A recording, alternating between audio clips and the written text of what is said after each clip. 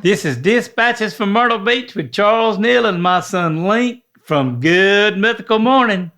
How you doing, son? I'm doing good. And we both got something growing on our faces. Yes, we do. Yeah. This is my first time seeing you with a full beard. Good gosh, in forever. You took the challenge. Yep. Yeah. The Neal beard tournament competition is on. Yeah. So this is why you were texting me like over the winter break. This is our first episode we're recording in the new year. Haven't gone through winter break. So you were asking if I was still growing my beard, because were you thinking that you didn't want to do this? Well, I just wanted to make sure that you were, if I was going to grow it, that you still had yours, so we could compare where all the who's more manly with the beard. Yeah, that's right. Yeah. Well, and now I'm not even worried about who's more manly, because my wife has come to the conclusion that she likes my beard. Oh. And so what did she say about it? She just said she liked it, and she's been rubbing it some and feeling of it, and just said that it's all. See, this time it's all the same color. It's not kind of like yours. It's black and gray and white. Yours is just all gray. Hey, if you sit inside of me, you're gonna probably say it's all white. But I reckon it's got. It's. Somebody told me the other day, said, my neighbor across the street said, "All right, you can cut that thing off. Santa Claus time is over with." And I said, "Oh no, that ain't gonna happen." Well, and you know, I'll tell you about our trip to Japan, but that's when we got to Japan, that's the first time we saw Lincoln in person, because he'd been studying abroad, and he flew straight from there and met us in Japan. Matter of fact, he got there a day early. So like he met us at the hotel and everything. And the first thing I was like, you know, we were hanging out with him for like 20 minutes or so. Everybody's happy to see everybody. I was like, well, what do you think of my beard, son? And he was like, looks like you've been eating a lot of Oreos, because it's just black around my mouth. I mean, it's like, I have like a black mustache, and then I have like below my lip it's black, but then everything else is just gray. Gray, yeah.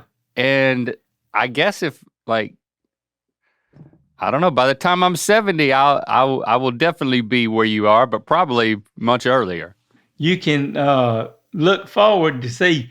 That was the reason. It's been years ago, the last time I grew one with me and Nancy, that mine was kind of black here, and then it was red over here and red, and then it was just white, kind of like yours. And she wasn't too crazy about it then, but she likes it now.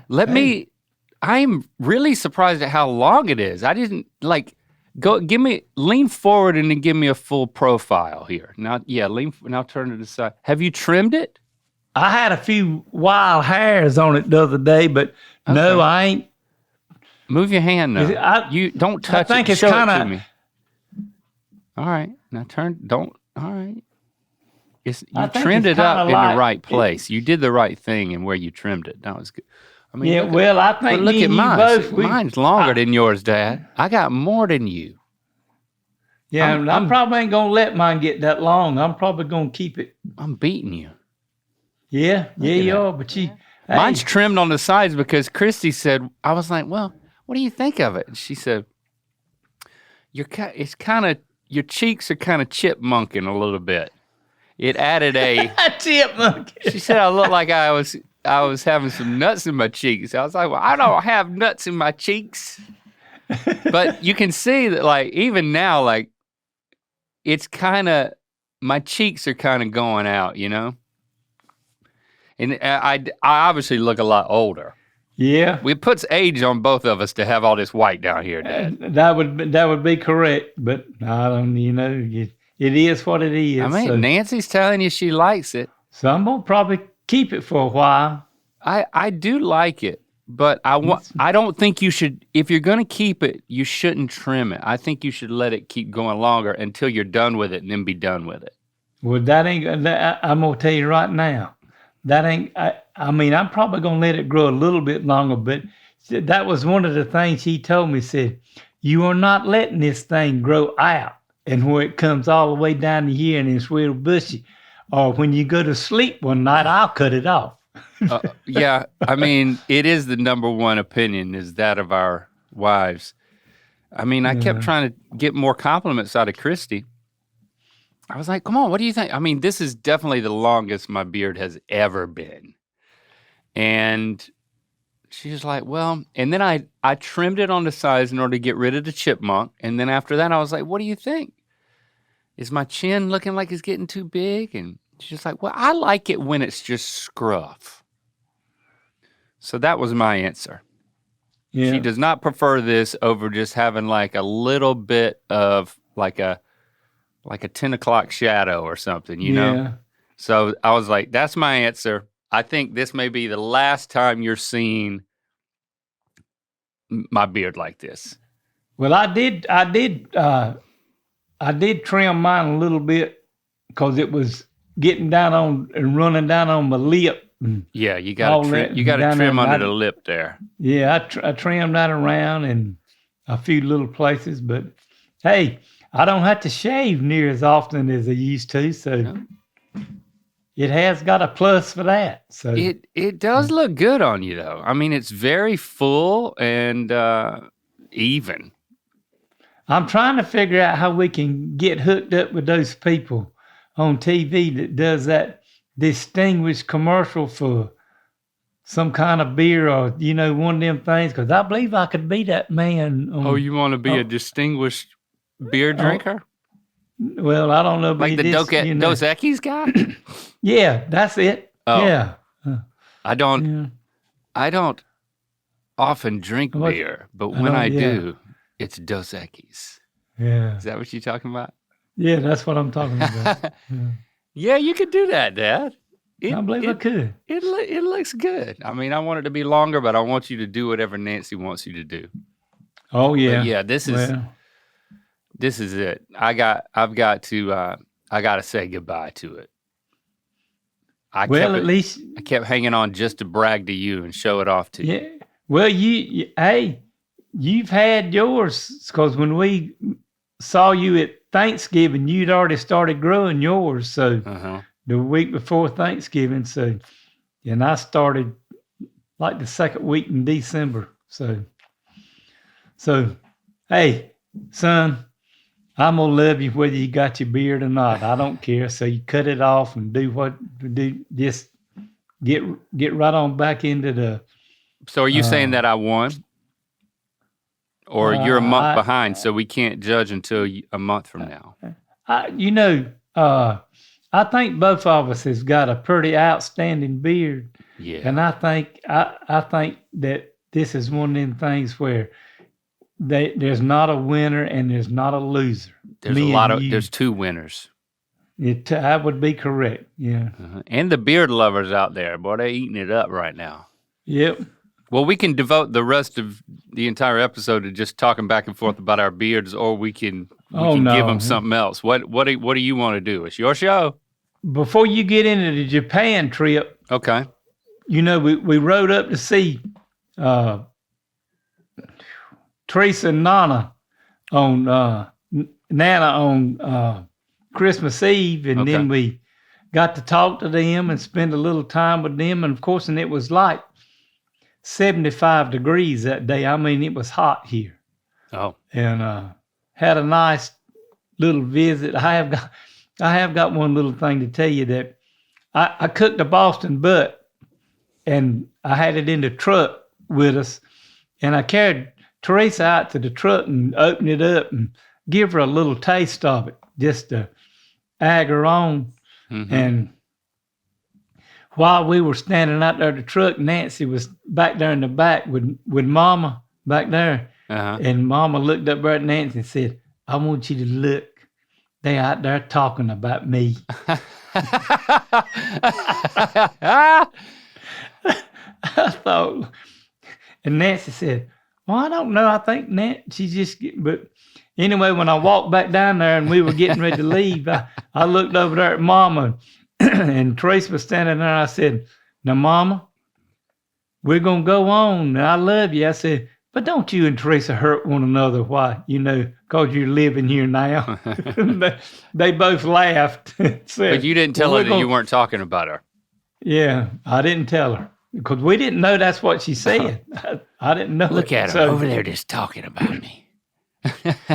But we went on up to Brandy's and Brandy's and Paul's. And, of course, the week before all this went on, Brandy and Paul got married. Really? Yeah. And I didn't know that. That's great. The Monday before Christmas Eve. Like, what? That was Monday, Tuesday, Wednesday, like 4 days. So up here, they got married in Wilmington, and it was a great wedding and turned out really good. And they had picked out a menu that was wonderful and did everything. And so we went to Paul and Brandy's house and ate, and I carried that Boston Bud up there, and everybody had a fit over it and a bunch of barbecue sauce. And so everybody was opening presents, and after they got the kids and everything, and Brandy's friend gave her a karaoke machine. Oh. And boy, they jerked that thing out, and Brandy and I'm trying to remember, I can't remember her name anyway. They were singing, and Paul's little girl that's like 9, Stella, they was over there just singing, and one of the songs that came with the karaoke machine was Pink Pony Club. Oh, this is your karaoke jam, is what you're thinking, so huh? Nancy said, well, Charles, you know that song, get up. So I got up, and me and Brandy's friend Stella, we was singing Pink Pony Club. Well, do you have, you do have footage to prove it? Yes. Nancy was taping it.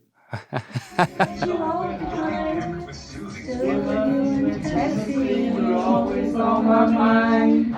Mama, every Saturday, I can hear your southern heart 1,000 miles away. Don't sound any better than it did when I was singing it by myself, does it? Not really, man. Oh, Mama, I'm just taking my heels with a calm down at the Pink Pony Club. I'm a king of dancing at the Pink Pony Club. Are you singing, Dad? Yeah, yes, you are.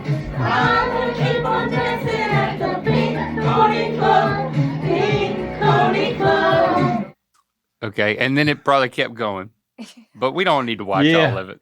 No, we don't need to. I'm glad that you have proof that you did it. That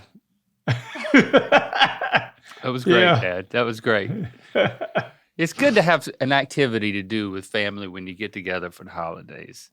Karaoke, that's a good idea. We did that and spent the night with Candace and got up the next morning and came back home. Looks like you had just as much fun as I did in Japan. If you ever thought about learning a new language but weren't sure where to start, the beginning of the year is the perfect time. Whether you're planning a trip down the road, thinking ahead to 2026, or just want to feel that sense of accomplishment from learning something new, Rosetta Stone makes it easy to actually follow through. The lessons are designed to fit into your day. Even when life is busy, you can squeeze in a quick session on your phone or settle in at your computer, and you're immediately immersed in the language. No English translations, just a natural way of learning that helps everything stick. And with true accent, you get instant feedback on pronunciations. So you're not just learning words, you're learning how to say them confidently. With over 30 years of experience and 25 languages to choose from, Rosetta Stone is a trusted go-to for real language growth. Plus, the lifetime membership gives you access to every language forever. Don't wait. Unlock your language learning potential now. Dispatches from Myrtle Beach listeners can grab Rosetta Stone's lifetime membership for 50% off. That's unlimited access to 25 language courses for life. Visit rosettastone.com/dispatches to get started and claim your 50% off today. Go to rosettastone.com/dispatches and start learning today. So tell me about Japan. We were there for 2 weeks, and it was, of course, me, Christy, Lando, meeting Lincoln there. Lily was not able to come between work and some stuff that she had planned. So we spent like 5 days in Tokyo, and then we spent 3 days in Osaka. We took the bullet train to Osaka, and we were very fortunate to be able to see Mount Fuji from the train. It was very clear, and apparently there's more days that you can't see Mount Fuji from the train than you can't. So that was nice. And then we spent the last 3 or 4 days in Kyoto. You familiar with any of these cities? Well, not really, but Tokyo I know just a little bit about, but okay, not really. They got everything stacked on top of each other. Everything. I mean, I guess it's the most populated city in the world. I believe that's correct. Yeah. If you like it, they've got it. And what do you know about it? What about food? I know I talked to my friend that's a musician, Albert Rogers, and he's been over there 4 or 5 times, and he said it's the cleanest place he's ever been. Well, you know what? I'm gonna run some things by you to see if I think, I'm curious if it will fit your lifestyle. So we can start with the trash maintenance. Now, how do you feel about going on a vacation, walking all day? You know, you leave the hotel, you go to an area, and then you're just walking all day until you get back. It's like 13,000, 15,000 steps average every day if you're seeing stuff and doing stuff. But you got to carry your own trash. Whenever you eat something, or you got a little something, a little packaging or something, they don't have trash cans. How do you feel about carrying your own trash everywhere you go all day? Well, I really don't have a problem with that because, I mean, if you take stuff with you and it helps. And usually when Nancy and I go different places, and if we carry if I got a backpack and we got some food in it and stuff, and we usually, after we get through eating it, we just stick it back down in the backpack anyway. And that fits. And put it in it and take it back with us, and then put it in the trash wherever we're staying at the room. All and right. Stuff. So that works for you then. Because carrying your own trash bag, basically, or I had a backpack, I did that exact same thing. You could go for miles and miles and miles, not see one public trash can. They don't have them. I think there was some incident where many years ago, there was a bombing in a trash can. And so then they just outlawed, they said, we're not gonna have trash cans anymore. But it is still pristine everywhere because everybody seems to be aware of what's best for everybody. And that's pack your own trash. Now, what about napkins? How do you feel about napkins? Are you a fan of napkins? Well, hey, when you got a beard like we got right now, I'm more prone to want one than when I don't have it. But I kind of like to have one after when I eat something, wipe around my mouth. Me too, Dad. I love wiping around my mouth and my hands. clean my hands off with it and with some of them wipes and all that stuff. So I kind of like to have those napkins and wipe things. Well, you better bring your own, because a napkin is hard to come by in Japan. When I came back and I was going through my jackets and coats, because by the way, it was like in the mid 30s the whole time we were there. It was pretty cold. Much better than being sweltering hot in the summer when it's unbearable to try to do stuff all day. So we chose the cold on purpose. But when I'm going through my coats and jackets back home, I'm pulling out wads of napkins, because I started hoarding anywhere I could find like a napkin or a paper towel or anything like that. Ooh, I would take that thing and I would wrap it up and I'd put it in my pocket, because it is hard to come by a good napkin in Japan, Dad. There'll be some bad ones that are like, I just thought it was plastic. But here's what they do. Whenever you sit down at a restaurant, they'll give you, and if it's like, just like not a fancy restaurant, but just a normal restaurant, they'd have a plastic packet and you would open it and it would be like a wet towel.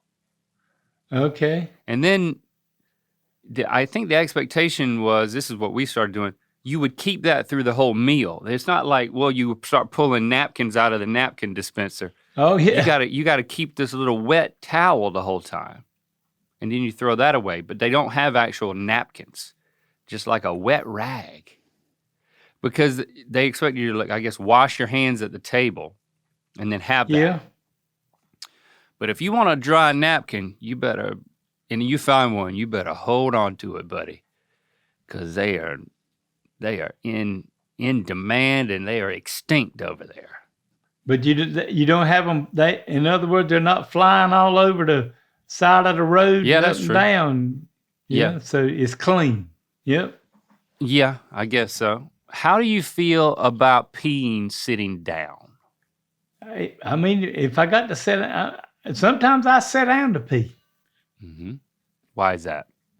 Well, sometimes, I think maybe I got to do something else, and then all I got to do is pee. Okay. False alarm. Yeah. Okay. But so it's just to keep your options open. Yep. All right. And to learn what it's like to sit down to pee, I guess.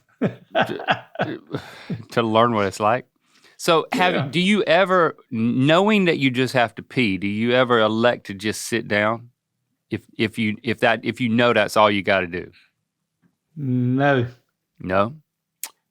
What about in a public restroom? Have you ever sat down to pee, only pee, in a public restroom? Well, most of the time, I mean, here in the United States, it's hard to sit on a urinal. We just I know. I'm saying you go to a toilet. The urinal is pretty inviting. Now, I mean, there were some urinals. Don't get me wrong, but more often than not, it would be just a toilet, and it would just be one, and it would be very small in the back of all the restaurants, and everything are like small, and there's 8 people can eat at a time. And then you walk back to the back and there's one restroom and it's as big as a closet and you barely get in there, and then it's just a toilet. And all of their toilets are bidets, fancy schmancy toilets. Oh man. Oh, that's nice. I was in heaven with that. Cause I got one in my bedroom back at home. And it's wonderful. Once you get used to that, it's hard to go back to a normal non-fountain toilet. And I knew that they had them, but like they got them everywhere. And they'll have a sign above it, and it will usually be in English. Sometimes it's just a sketch, and it says, "Please sit to pee." Oh. Public restrooms, toilet, right there, fancy schmancy, sign, "Please sit to pee." How you feel about that? Well, if I'm in somebody else's country and that's what they got and what they want you to do, I think that'd be just have to learn their way of life and sit down and pee. You wouldn't refuse. No. Okay, all right. That's good to know. I think it's brilliant. I fully embrace this because I do this in my own house. I sit down to pee in my own house. Why is that? Because you got a bidet. No. Not if I have to pee, I don't need to use a bidet. Oh, okay.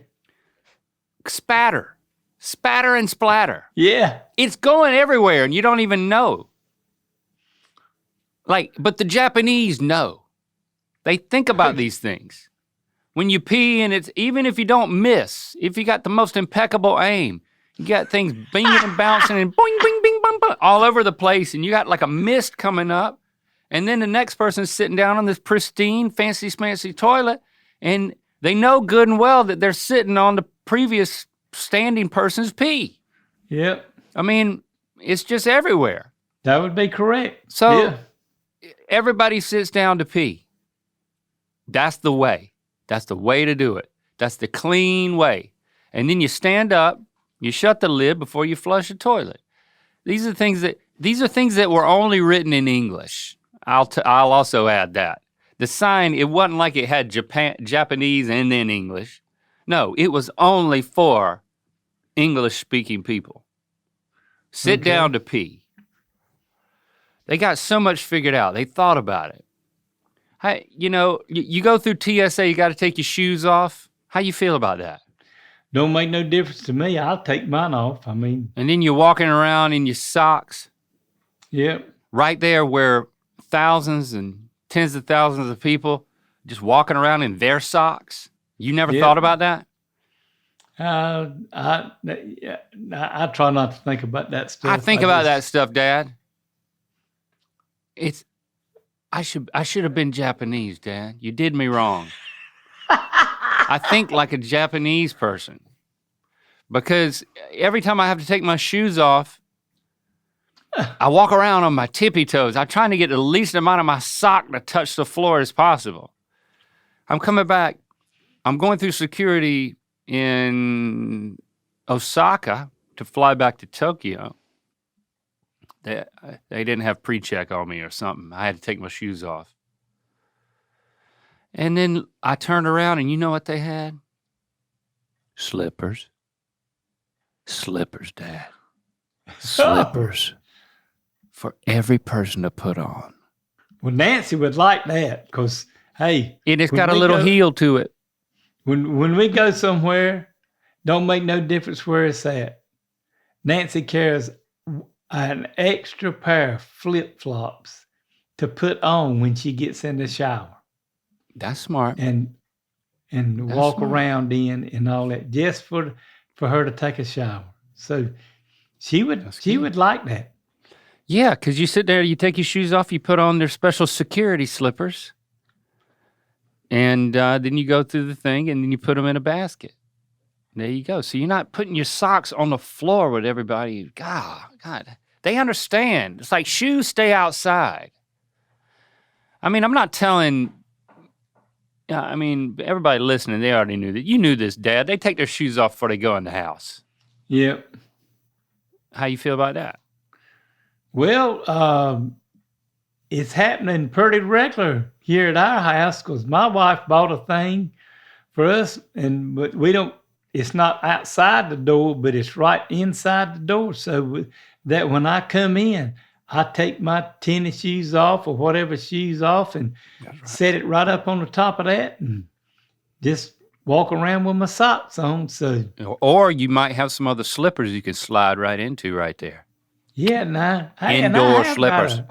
I use them in and out. So maybe I need to house shoes. Maybe I need to get those kind of like bedroom shoes things that Nancy bought me at Christmas and leave them at the front door. So when I take my shoes off, I slip right into them. You slip right into them. You slip right out of them. There you go. And then when you go to pee, you sit down and you look at them. Yeah, and you're glad you got them on. Yeah. And then you get a little toilet paper and keep it in your pocket. So when you go out in the public, you don't have to worry about finding a napkin. And then you take a trash can, you put that in the other pocket, so when you can throw that napkin away in your other pocket. And they just have it figured out. I just love it. And don't even get me started, the main thing we did was shopping, which before my record collecting habit has kicked into overdrive, this trip would have been miserable. But because I had a mission, it was awesome. The main thing we did was eat food and shop. And I will say, I think it was overall the best family vacation. I don't know what this says about Lily. I'm sorry, Lily. I'm not, this is not a commentary on you, but I will say, I think this is the best family vacation we've ever had, start to finish. Like the most enjoyable. And it really comes down to, we all really liked the food, and there was always great food everywhere. Ramen. We didn't eat any udon, but you got the gyoza, and you got all types of ramen, and you got even the sushi. We actually didn't eat a lot of sushi. Like grilled Wagyu pieces on a stick, just on the side, on a street. So what is Wagyu? Like you don't know what that is? Fancy Japanese steak. Okay. Like that fatty marbled steak. Okay. It's good, Dad. You would love it. Oh, yeah. But we would go to an area, and then we each had something that we were really into. Like, I was really into records. Christy was really into, like, handmade ceramics. Oh. Lando is into records and ceramics because he's into pottery. He makes pottery himself. And Lincoln had gotten back into Pokemon card collecting, which is like huge in Japan. So we would go to an area and we would like split up and do our own little shopping, and then we'd meet at a coffee shop, and then we'd split up, do our own little shopping, and then we'd meet outside a restaurant that we were going to eat at. So we had like our own little reconnaissance missions where we could scratch our own itches, you know what I'm saying? And we weren't spending every moment together, and nobody was waiting on anybody too much to do their own thing. Well, she's shopping, I'm just sitting outside on my phone miserable or bored or something, Yeah. So I really think that helped it translate into, the one thing that was missing for me was like adventure. I thought, I'd love to go back and go to an area and go like snowboarding or do some bigger hikes. We did we saw some beauty, but most of it was, we found ourselves saying, I could see how beautiful this would be in the spring when the cherry blossoms are blooming, or in the fall when the leaves are changing. But by the time we got there, all the leaves were off the trees. So it was kind of dead. Well, I called Lincoln, and he called me back the next day, and I'm going to ask you to, so on New Year's Eve, you weren't in Tokyo, you were already gone somewhere else. I think we were in Kyoto by that point. Because the reason when we were watching New Year's Eve, watching the ball drop here, yeah, they showed Japan. They probably showed Tokyo. Yeah. They showed Tokyo, Japan, and they had, instead of stuff, falling out and making trash everywhere and all that, they had these luminaries that were floating and going everywhere, and it was beautiful. It was amazing. But he said, well, we won't die, Granddaddy. I said, well, y'all should have, if you were going to be in Japan on New Year's Eve, you should have kind of just found that out. If you ever go back, and I told him, I said, you need to Google it or do whatever you do to look it up. And he said, I will. And so it was some kind of beautiful. So that would have been. Yeah, we missed that. You're saying we missed our opportunity. Yeah, it was amazing because it was a lot of people around in downtown, like with the ball dropping in New York City and everything. But it was where we were in Kyoto. New Year's Eve and New Year's Day was more about people just going to the temples. Like, they would go to the temples at all hours of the night and into the wee morning. We visited a few temples, but not at that time because we wanted to avoid the crowds. Yeah. And then I think we were actually asleep by the time the New Year rang in. So New Year's not really our holiday, you know. I find myself sleeping through a lot of those. Well, we don't usually, but we ain't, you know, with Nancy, we ain't been going out and doing anything. So we sat out and brought the New Year in and had a nice kiss on the couch and told each other we loved one another, and then got up and went to bed. Yep. Oh, now we're going to sleep. Well, that's cute. Yeah, so we did see the ball drop this year. Yeah, but I think the best meal we had was just a type of ramen. I can't remember what it's called right now. Probably the top two meals were like ramen. You like ramen?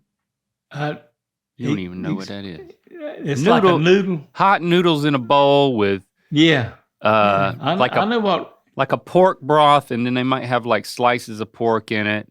Yeah. They might throw some an egg to boil in it. Okay. Some bean sprouts, some other stuff like that. Oh man, and it was, you know how sometimes the best meals aren't just the ones that taste the best, but it's the perfect timing and the perfect place and everything. We were shopping in this area called Koenji. They had a lot of thrift stores, and everybody's into thrift shopping too. So we're walking around, it's raining, we've got umbrellas, you know, in the mid-30s, cold.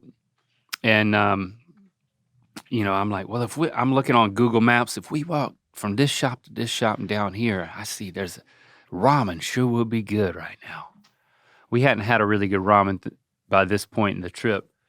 And I was kind of the concierge. I was the one saying, all right, we're going to go here. We're going to take a cab here. We're going to take the train here. We're going to get off. We're going to do these things, and we're going to end up at this spot. And we'll keep it loose, but somebody's got to be in charge, and that was me. So I picked this ramen spot, and we finally get to it.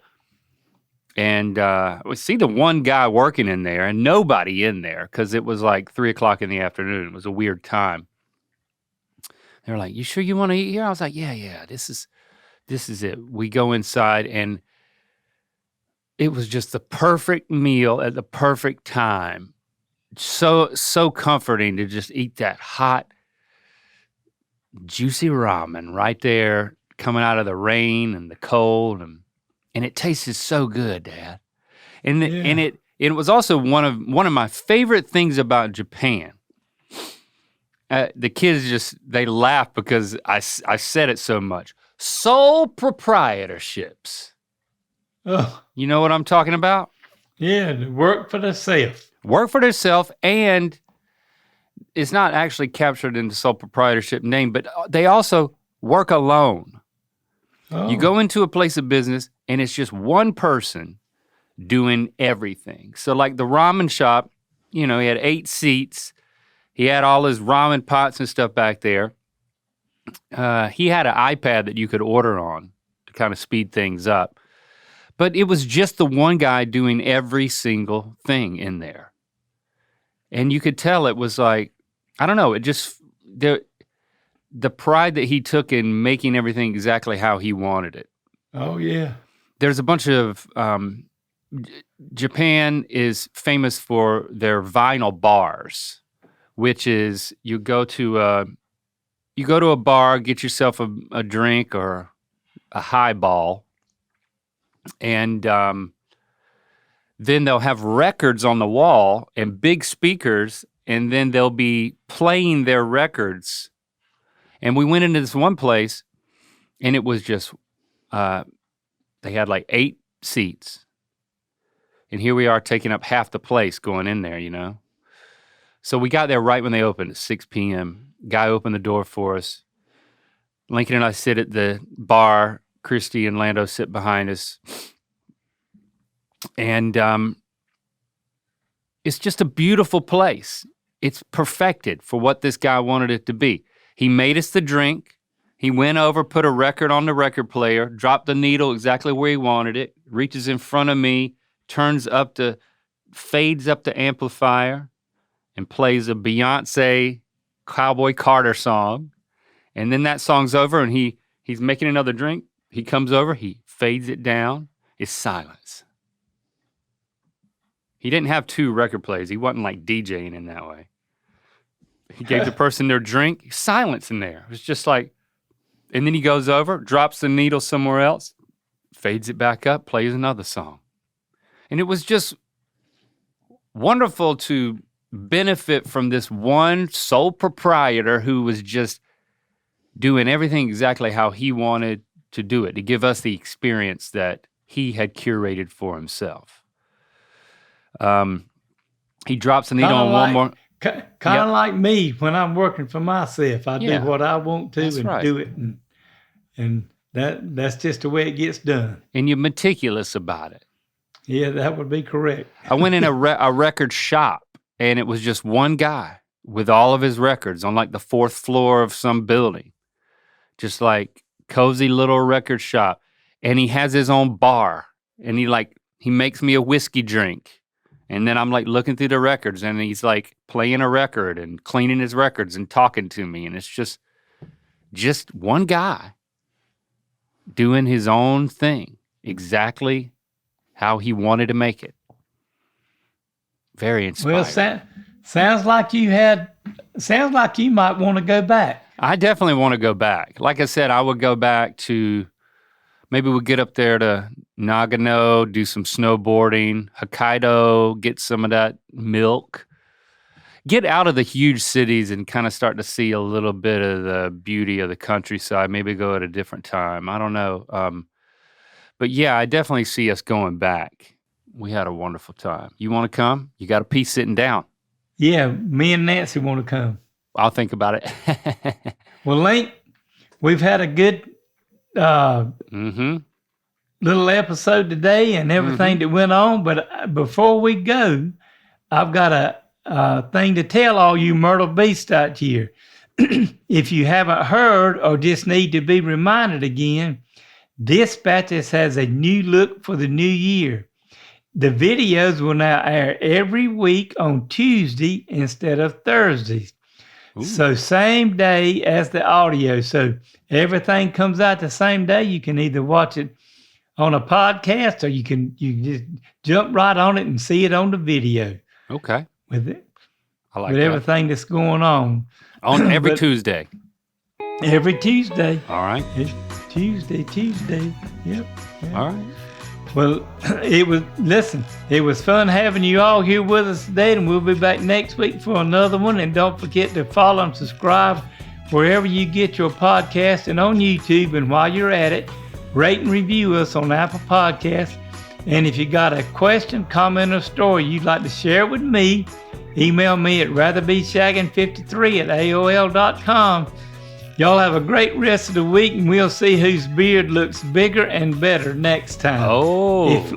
If Link's even got one. Yeah. All right. Love you, Dad. Yeah. Love you too. Watch our new vlog exclusively on The Mythical Society now.